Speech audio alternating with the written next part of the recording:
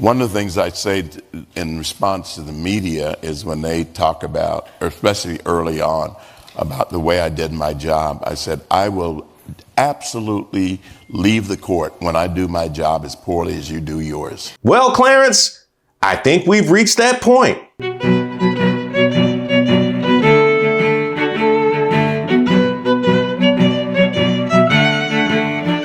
Let's just say for a moment, I want to give Clarence Thomas the benefit of the doubt.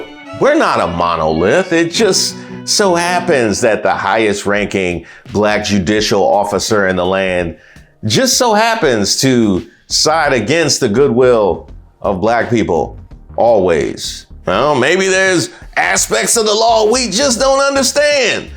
Then this happened. Justice Clarence Thomas has appointed Crystal Clanton as one of his law clerks, one of only 36 chosen each year from the entire pool of law graduates.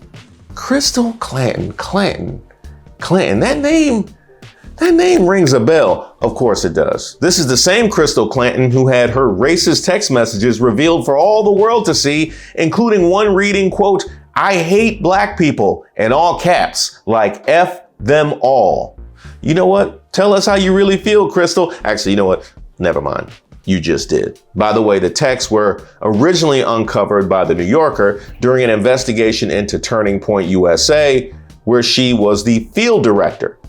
Now, speaking of black people and hate, this gets better. Clanton actually lived with Supreme Court Justice Clarence Thomas and his wife, Ginni. In 2022, a federal judicial panel ordered that an investigation be launched into Clanton's past. And guess who vouched for her and helped get the whole investigation dropped? You know what? If you guessed Uncle Ruckus, you were close, but not self-hating enough. The correct answer was Clarence Thomas. Clarence put on the Captain Save-'em cape and swooped in like a crow, saying, "I know Crystal Clanton and I know bigotry, and bigotry is antithetical to her nature." Man, he put those tap shoes to work. Then he gave her a job. And because of this intervention, none of the cases this self-professed hater of all black people worked on will be reviewed. Now, let me repeat that for those in the back. A law clerk who herself admitted she hated black people worked on cases involving black people, and those cases won't be reviewed because Clarence Thomas said so. America. Now, let me ask you another question. How could a woman who hates black people live with and work for a black man? The only answer I can come up with is because he hates black people too, and not in the Chris Rock way. Okay. Thomas actually hates both groups. Now, under normal circumstances, a Supreme Court justice consorting with and then hiring somebody who's shown such clear bias would be a scandal, but not if that justice is black. And now you see the value in Clarence Thomas. Oh, no, it can't be racist because Clarence said it's fine. Now, his betrayal started a long time ago. Before the Supreme Court, Thomas worked on the U.S. Equal Employment Opportunity Commission during the Reagan administration, where he fought the use of class action lawsuits to enforce workplace discrimination laws. In 2013, Thomas voted with the majority in Shelby County versus Holder to gut the Voting Rights Act, arguing that racism in voting no longer existed. This action and misguided ruling allowed Southern states in particular to advance rapid-fire voter ID laws and voter suppression tactics designed to limit black access to the ballot. Which brings us to affirmative action. Oh, what's that, Clarence? You would like to say a few words? Okay, you have the floor. It goes back to the thing about affirmative action. You have to believe in affirmative action because we think you ought to believe in affirmative action. Well, how's that different from slavery? How's that different from segregation? How's that different from being told you can't walk across that park? Oh, you can't think those thoughts. How's it any different? You know what? I'd prefer to be excluded from the park. Wait, you don't believe in affirmative action? But aren't you the same guy who said in 1983, as head of the Equal Employment Opportunity Commission, that affirmative action laws were of, quote, paramount importance? But for them, God only knows where I would be today. End quote. That was you, right? Oh, I get it. Yeah. Your thoughts have evolved since moving up through the ranks to the top. It used to be, thank God for affirmative action. And now it's, I don't believe in it. So you climbed all the way up the ladder and then knocked it down. It don't get more crabs in a barrel than that.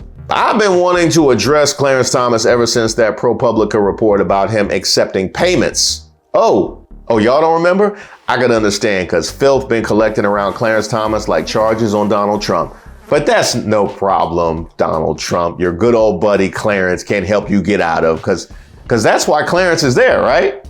Now, ProPublica's report disclosed that over 20 years ago, Supreme Court Justice Clarence Thomas expressed concerns about his salary to a Republican congressman. Following this, Thomas received an extensive array of gifts from friends and associates, particularly right-wing billionaires, including luxury travel, tuition payments, and other support. So Clarence was like, that is a nice conservative majority you got there. It'd be a shame if something happened to it. Now, Thomas voiced dissatisfaction with his salary of $173,000 in the year 2000, which is equivalent to over $300,000 today.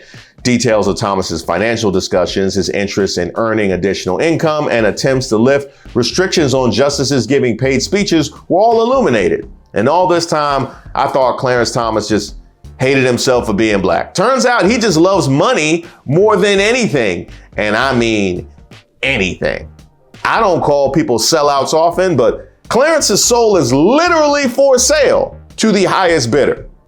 Shockingly, Thomas's financial situation notably improved during his later years on the bench. I've seen estimates as high as $80 million, with significant payments for his memoir and undisclosed expensive gifts, raising ethical concerns amid an ongoing ethics crisis involving gifts received by Thomas and fellow Justice Samuel Alito from wealthy conservatives with interests before the court. And I never thought I'd see the day when the Supreme Court is so corrupt, investigators have to look into billionaires flying them out like Instagram baddies. If this was any other job, security would be escorting Clarence Thomas out the building, possibly in handcuffs. And for some reason, America thought it was a good idea to make Supreme Court justices almost untouchable, as if that kind of power would never corrupt somebody.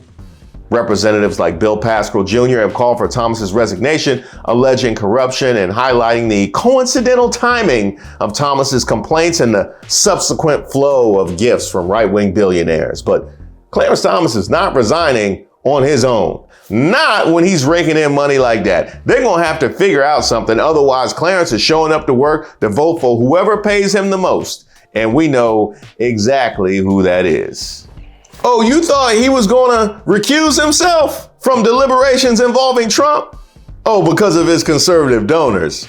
Or maybe because his wife pressed White House Chief of Staff Mark Meadows to overturn the 2020 presidential election, texting him November 5th, Biden crime family and ballot fraud co-conspirators, elected officials, bureaucrats, social media censorship mongers, fake stream media reporters, etc., are being arrested and detained for ballot fraud right now and over the coming days, and will be living in barges off Gitmo to face military tribunals for sedition.